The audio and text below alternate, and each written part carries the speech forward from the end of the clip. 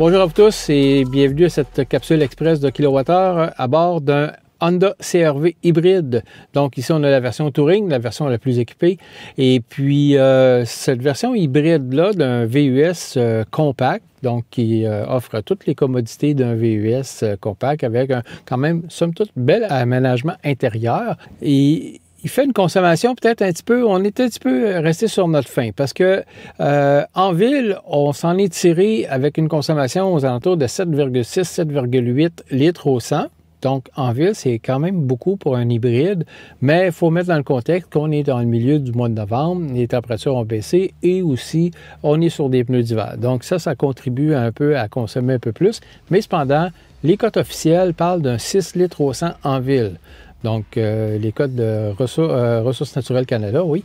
Alors, on est comme un petit peu loin là, du compte. Là.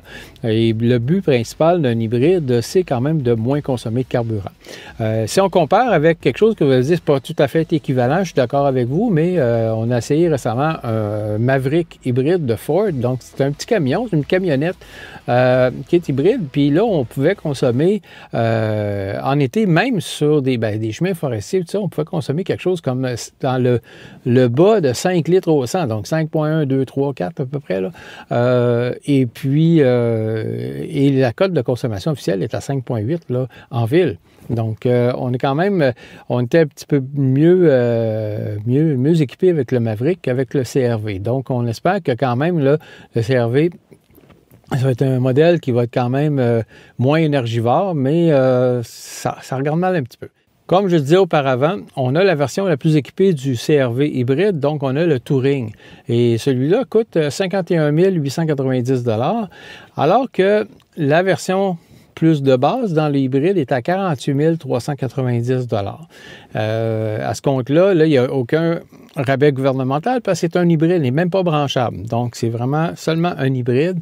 Et donc, à ce compte-là, il faudra peut-être vérifier des fois, peut-être qu'il y a des hybrides rechargeables qui coûtent à peu près les mêmes prix avant les rabais, tout ça. Donc, vous allez voir que peut-être il y a quelque chose à voir là-dedans, puis on peut parcourir encore plus de kilométrage avec le mode électrique. Donc, on espère que cette capsule express sur le Honda CR-V vous a plu et on vous dit à la prochaine fois.